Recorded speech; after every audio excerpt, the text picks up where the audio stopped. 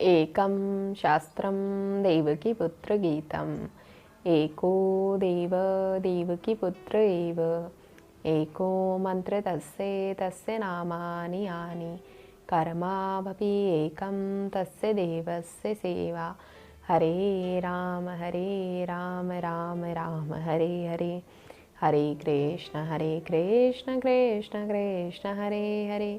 बोलिए योगेश्वर श्री कृष्ण भगवान की जय। आइए, स्वागत है आप सभी का अपनी इस गीता जी की जर्नी पर। इस गीता जी की जर्नी में चलते चलते हम इसकी चैप्टर नंबर 15 पर पहुंच गए हैं, जो कि है पुरुषोत्तम योग।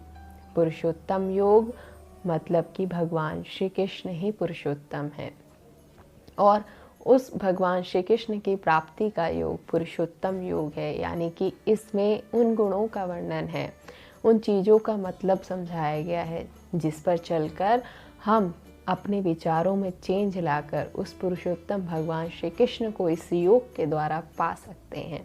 श्लोक आगे बढ़ने का प्रयास करेंगे और कोशिश करेंगे इसको समझने की।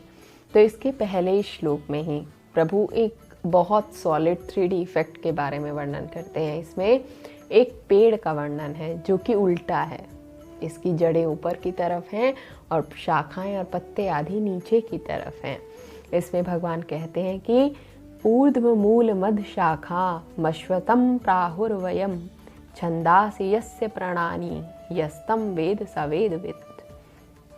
श्री भगवान बोले, आदि पुरुष परमेश्वर रूप मूल वाले और ब्रह्म रूप मुख्य शाखा वाले जिस संसार रूप पीपल के वृक्ष को अविनाशी कहते हैं तथा वेद पत्ते कहे गए हैं, उस संसार रूप वृक्ष को जो मनुष्य मूल सहित तत्व से जानता है वह वेद के तात्पर्य को जानने वाला है।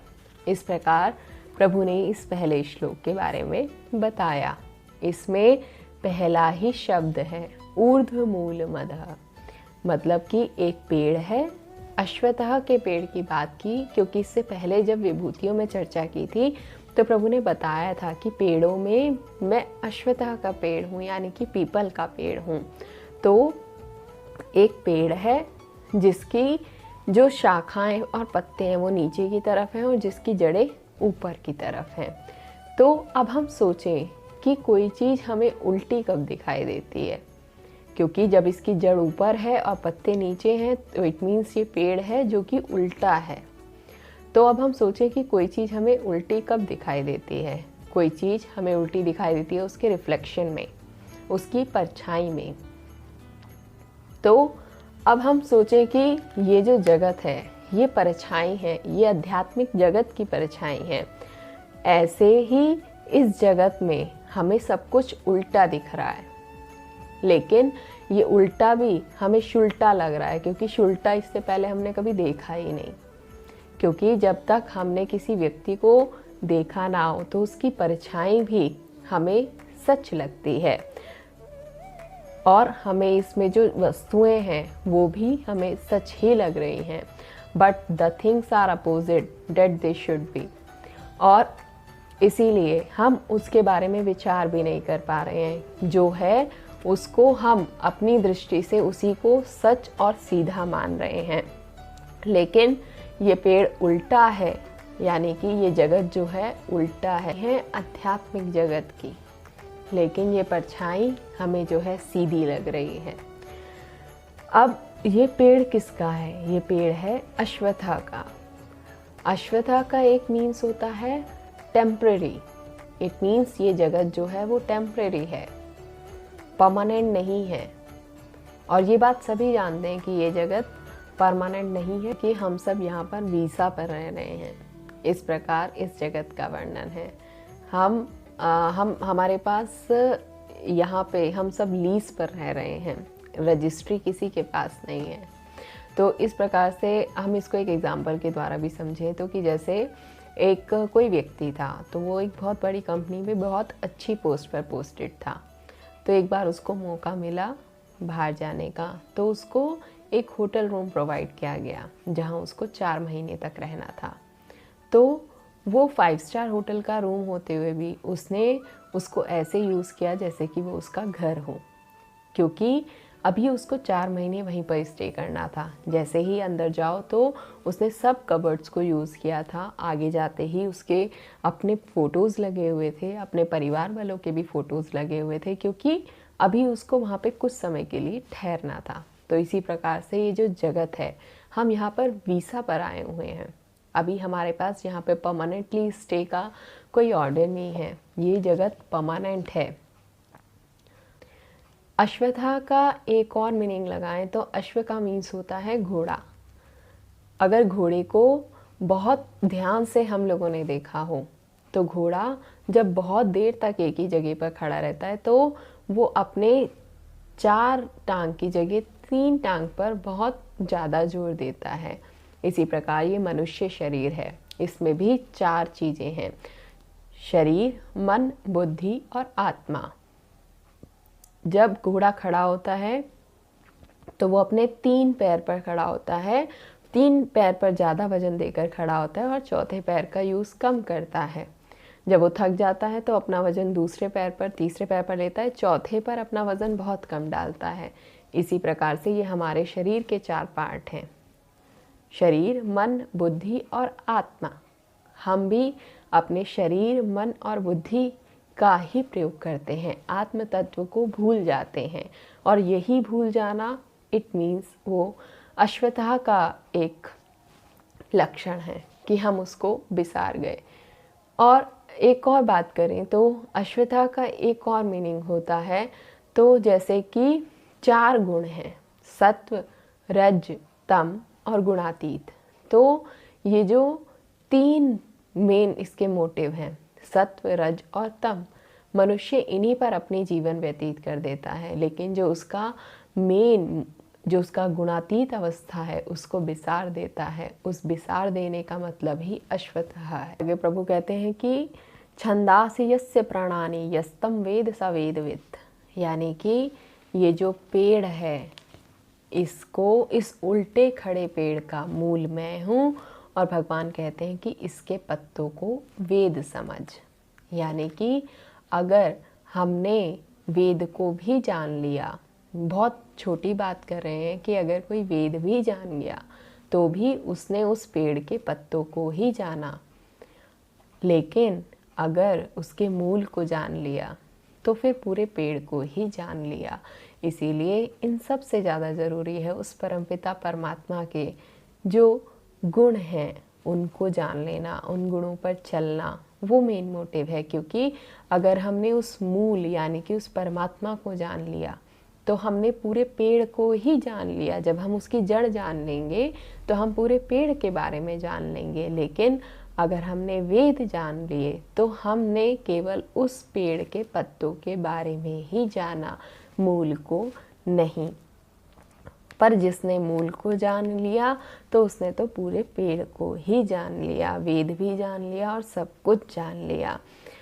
अब आगे चर्चा करते हैं कि अधश्चोर्ध्वं प्रसत्तास्तस्य शाखा गुण प्रबद्धा विषय प्रवाला अधश्चे मूलान्युसंततानि कर्मानुबंधनी मनुष्य लोके। उस संसार वृक्ष की तीनों गुण रूप जल के द्वारा बड़ी हुई एवं विषय भोग रूप कपोलों वाली देव, मनुष्य और त्रियक आदि योनियों शाखाएं नीचे और ऊपर सर्वत्र फैली हुई हैं तथा मनुष्य लोक में कर्मों के अनुसार बांधने वाली आहता, ममता और वासना रूप जड़ें भी नीचे और ऊपर सभी लोकों में व्याप्त हो रही हैं। इसमें प्रभु चर्चा करते हैं कि जो इस पेड़ की शाखाएं हैं वो ऊपर भी जाती हैं और नीचे भी आती हैं, यानी कि उसके ऊपर भी एक लोक है और नीचे भी एक लोक है। यानी कि इसके जो ऊपर लोक हैं उसके अनुसार मनुष्य की गति क्या होगी, वो लोक उसको कब प्राप्त होगा। और एक नीचे भी लोक है जिसकी चर्चा हम पहले भी एक अध्याय में कर चुके हैं। अब इसमें आगे चर्चा करते हैं प्रभु की गुण प्रबद्धा विषय प्रवाला, यानी कि अब जो हमारे गुण हैं, गुण हमारे सत्व, रज और तम, इनके अनुसार ही हम इस जगत में या तो ऊपर की ओर बढ़ते हैं यानी कि ऊपर के लोक को प्राप्त होते हैं, और अगर हमारे गुण जो हैं वो रजस हैं तो हम मध्य में रहते हैं, और अगर हमारे जो गुण हैं वो तामसिक प्रवृत्ति में लिप्त हैं तो हमें नीचे की अधोगति प्राप्त होती है। इस प्रकार से प्रभु आगे कहते हैं कि जो इसकी शाखाएं हैं वो ऊपर तथा नीचे की ओर जाती हैं। तीनों गुण हैं ये इसके जल हैं, और जो विषय भोग हैं वो इसकी कोपलें हैं। इस पेड़ की जड़ें जल में हैं, और मतलब कि अगर इस पेड़ की जड़ें जल में हैं तो जो जल वो ग्रहण करेंगी शाखाएं, उसी के अनुसार वो ऊपर और नीचे की तरफ जाएंगी। तो यदि वो जो जल है वो सात्विक है, वो राजसिक है या वो तामसिक है, उसके अनुसार जो उसको पोषण मिलेगा तो वो शाखाएं उन्हीं गुणों के अनुसार या तो ऊपर के लोक में जाएंगी, या मध्य में ही स्थित रहेंगी, या कि नीचे के लोक में जाएंगी। तो इस तरीके से प्रभु ने इसका वर्णन किया। आगे प्रभु कहते हैं कि उसका मूल, जो मूल है वो उसका जो आधार है वही सत्व रज तम मनुष्य को बांध कर रखते हैं। इसके आगे प्रभु ने मनुष्य की योनि का वर्णन किया कि जो कर्मानुबंधानि मनुष्य लोके, मनुष्य लोक में बांधना, मनुष्य की कोई एक योनि की चर्चा की है जो मनुष्य योनि है। यानी कि यहाँ पे जो मनुष्य योनि है हमारी, इसमें मनुष्य का जन्म होता है, जरा व्याधि और मृत्यु। जरा मीन्स बुढ़ापा, व्याधि मीन्स उसको आने वाली परेशानी या फिर समस्या, और फिर मृत्यु। तो जो मनुष्य लोक है उसमें किसी को इन सब गुणों, इन सब चीज़ों का सामना करते हुए अपनी लाइफ व्यतीत करनी होती है। इसी तरीके से ऐसे जो देवता हैं, देवता लोगों की भी योनि है, उनकी भी कुछ आयु निश्चित है, लेकिन हाँ वो बूढ़े नहीं होते हैं। तो हमारे कर्मों के अनुसार जन्म, जरा, व्याधि और मृत्यु सभी की होनी है, लेकिन उस पे डिपेंड करते हैं वो हमारे कर्म पर कि हमारे कर्म किस तरीके से हैं। तो उन कर्मों में बंधकर हमारे मनुष्य योनि जो है वो उन कर्मों में बंधी हुई है। तो इसके इस तरीके से प्रभु ने दूसरे श्लोक का वर्णन किया। अब इसके आगे प्रभु तीसरे श्लोक में कहते हैं कि ना रूपम से तथोपलब्धे नंतो न चादिर्ना संप्रतिष्ठा अश्वत्थमेनं सुविरूढ़ मूलम मत्संगशेण दृढ़ेन छिद्वा।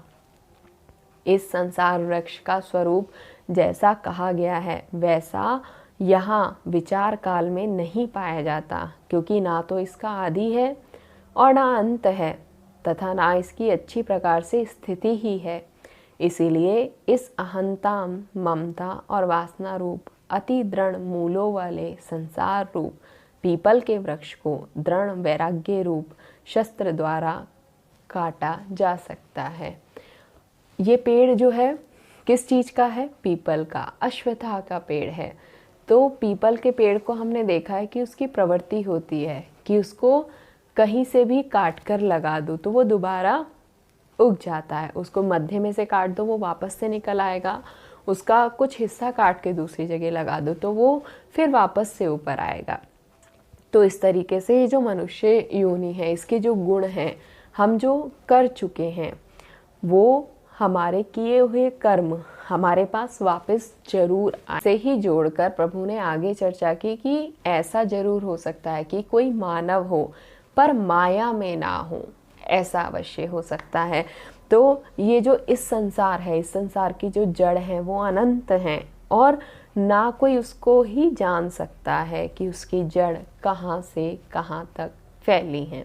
तो जिस समय मन में वासना की जागृति हो जाती है तो उस क्षण संसार प्रकट हो जाता है, और जिस क्षण इस जगत में रहते हुए मन में उपासना की जागृति हो जाती है उसी दिन अध्यात्म का प्राकट्य हो जाता है। इसीलिए उस पीपल के वृक्ष को अपनी तीव्र वैराग्य रूपी धार से काट दो, उसका और कोई साधन नहीं है।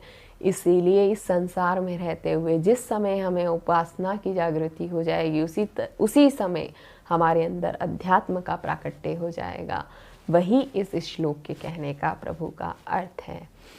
अब इसमें इसके आगे हम चर्चा करने की प्रयास करेंगे इसके नेक्स्ट सेशन में। तब तक के लिए श्री राम।